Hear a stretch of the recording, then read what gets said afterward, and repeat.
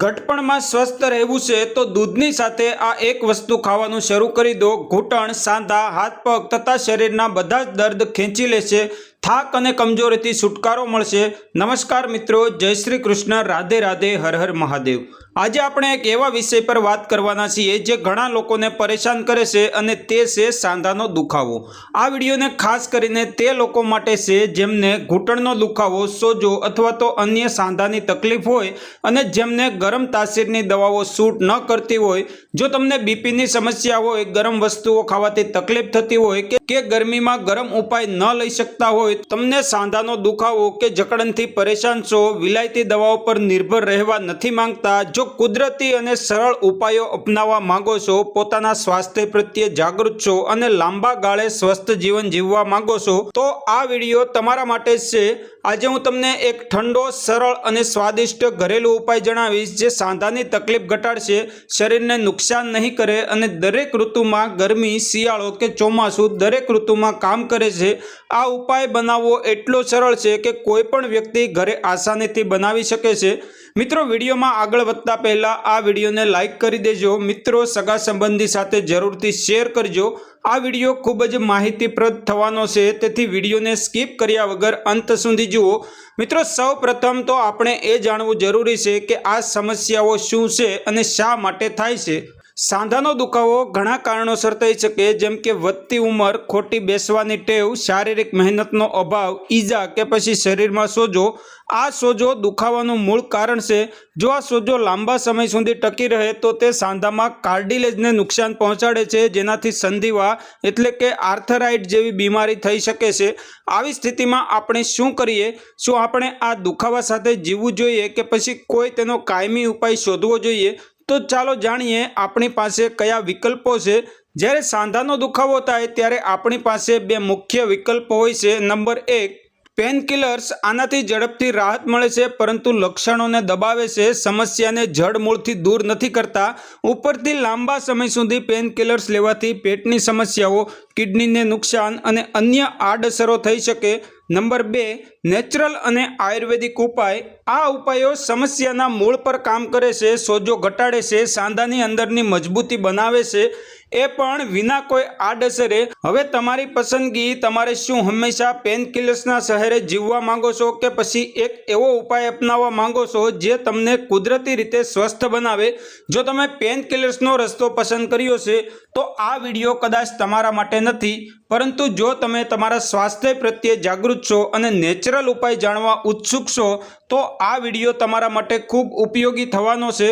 આજે હું તમને એક એવો ઘરેલું ઉપાય જણાવીશ જે નેચરલ છે, સુરક્ષિત છે અને લાંબા સમય સુધી ઉપયોગી છે। મિત્રો, હવે જાણીએ કે આ ઉપાય કોના માટે છે। આ ઉપાય ખાસ કરીને તે લોકો માટે છે જેમને ઘૂંટણ કે અન્ય સાંધાના દુખાવા હોય, સીડી ચડવા ઉતરવામાં કે બેસવામાં તકલીફ થતી હોય, ઘૂંટણ ઘસાઈ ગયું હોય અથવા સાંધામાં લુબ્રિકેશન ઓછું થઈ ગયું હોય, ગરમ તાસીરની દવાઓથી ચક્કર, બીપી કે ગરમીની તકલીફ થતી હોય, જેમને દરેક ઋતુમાં ઉપયોગ કરી શકાય તેવો સરળ ઉપાય જોઈએ છે। આ ઉપાય ઠંડી તાસીરનો છે, સ્વાદમાં સારો છે અને બનાવવામાં એટલો સરળ કે તમે ઘરે જ બનાવી શકશો। ચાલો હવે જાણીએ આ ઉપાય બનાવવા માટે શું શું જોઈએ।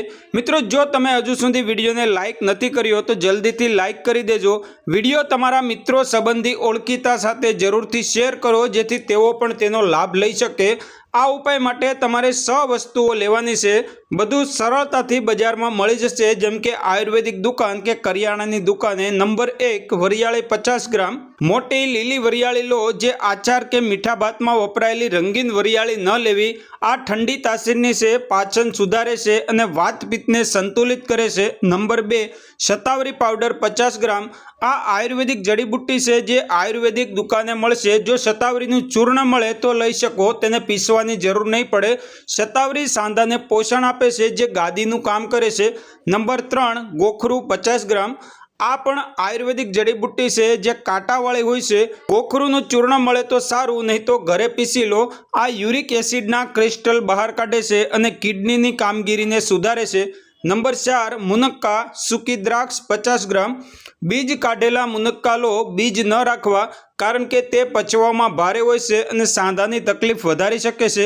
મુનક્કા સાંધામાં લુબ્રિકેશન વધારે છે। નંબર 5 નાળિયેરનું શીણ 30 ગ્રામ। સૂકું નાળિયેર લઈ ઘરે ખમણી લો, આ સાંધામાં લુબ્રિકેશન અને સ્મૂથનેસ આપે છે। નંબર 6 દેશી ગાયનું ઘી। ફક્ત બધી સામગ્રીને બાંધવા માટે થોડું ઘી લો। દેશી ગાયનું ઘી હલકું, પચવામાં સરળ અને આ ઉપાય સાથે શાનદાર કામ કરે છે। મિત્રો, હવે આપણે જાણીશું કે ઉપાય બનાવવાની રીત। આ ઉપાય બનાવવો ખૂબ જ સરળ છે, બસ આ પગલાં ફોલો કરો। નંબર 1 વરિયાળી, સત્તાવરી અને ગોખરુને અલગ અલગ મિક્સરમાં બારીક પીસી લો। ધ્યાન રહે કે મિક્સર ગરમ ન થાય। જો મિક્સર જાર ગરમ લાગે તો થોડીવાર રોકાવ, જાર ઠંડો થાય પછી ફરી પીસો। ગરમીથી જડીબુટ્ટીઓના ગુણ નષ્ટ થઈ શકે છે, એટલે ઠંડામાં જ પીસવું। નંબર 2 પીસેલી સામગ્રીને ઝીણી ચાળણીથી ચાળી લો, જેથી તે બારીક અને એક સરખી થાય। નંબર 3 મુનક્કાને નાના નાના ટુકડામાં કાપી લો, આખા ન રાખવા। આ ટુકડાને સાળેલા ચૂર્ણમાં ઉમેરી સારી રીતે મિક્સ કરો। નંબર 4 હવે નાળિયેરનું શીણ અને થોડું દેશી ઘી નાખો। ઘી ગરમ ન કરવું, બસ ઠંડુ જ ઉમેરવું। બધું સારી રીતે મિક્સ કરી આ મિશ્રણને ગાઢ પેસ્ટ જેવું બનશે। નંબર 5 જો તમે ઈચ્છો તો આ મિશ્રણમાંથી નાના લાડુ બનાવી લો। 1 ચમચી જેટલું મિશ્રણમાંથી 1 લાડુ બનાવો। લાડુ ન બને તો પણ ચાલશે, બસ મિશ્રણ તૈયાર છે। નંબર 6 આ મિશ્રણને કાચની બરણીમાં ભરી લો। 15 થી 20 દિવસ સુધી આરામથી ચાલશે, ફ્રીજમાં રાખવાની જરૂર નથી। મિત્રો, હવે આપણે જાણીશું કે આપણે જે મિશ્રણ કે લાડુ તૈયાર કર્યા છે તેનું સેવન ક્યારે કરવું। રાત્રે સૂતા પહેલા 1 ચમચી મિશ્રણ અથવા તો 1 લાડુ દૂધ સાથે લો। જો દૂધ ન પચે તો હુંફાળા પાણી સાથે લો। આ ઉપાય તમારે દરરોજ કરવાનો છે। તમને 2 જ અઠવાડિયામાં ફરક દેખાશે। મિત્રો, આપણે જાણીશું કે આ ઉપાય કેમ અસરકારક છે અને આ દરેક વસ્તુ આપણા શરીર માટે શું કામ કરે છે। નંબર 1 વરિયાળીની ઠંડી તાસીર વાતપિત્તને સંતુલિત કરે છે, પાચન સુધારે છે અને શરીરને હળવું રાખે છે। નંબર 2 શતાવરી સાંધાના કાર્ટિલેજને પોષણ આપે છે, જે ગાદીનું કામ કરે છે। આ સાંધાને મજબૂત બનાવે છે। નંબર 3 ગોખરુ યુરિક એસિડના ક્રિસ્ટલ બહાર કાઢે છે, જે સાંધાના દુખાવાનું મોટું કારણ હોય છે। કિડનીની કામગીરી પણ સુધારે છે। નંબર 4 મુનક્કા સાંધામાં લુબ્રિકેશન વધારે છે, જેથી હલનચલન સરળ બને। નંબર 5 નાળિયેરનું શીણ સાંધાને સ્મૂથ બનાવે છે અને ઘર્ષણ ઘટાડે છે। દેશી ગાયનું ઘી હળવી તાકાત આપે છે, સામગ્રીને બાંધે છે અને પાચનને સરળ બનાવે છે। મિત્રો, આ ઉપાય કરવાથી આપણને ઘણા ફાયદા થાય છે, જેમ કે આ ઉપાય સરળ અને નેચરલ છે। બધી વસ્તુઓ ઘરેલું અને સુરક્ષિત છે। આ ઉપાયમાં વપરાતી વસ્તુઓની ઠંડી તાસીર હોવાથી બીપી કે ગરમીની તકલીફ થતી નથી। સ્વાદિષ્ટ હોવાથી ખાવામાં પણ મજા આવે છે, દવા જેવું લાગતું નથી। આ ઉપાયથી તૈયાર થયેલી વસ્તુ દરેક ઋતુમાં ઉપયોગી છે। ગરમી, શિયાળો કે ચોમાસું કોઈ પણ સમયે લઈ શકાય। આ ઉપાય ઘણા લોકોએ અજમાવ્યો અને તેમને ઘણા સારા પરિણામ મળ્યા છે।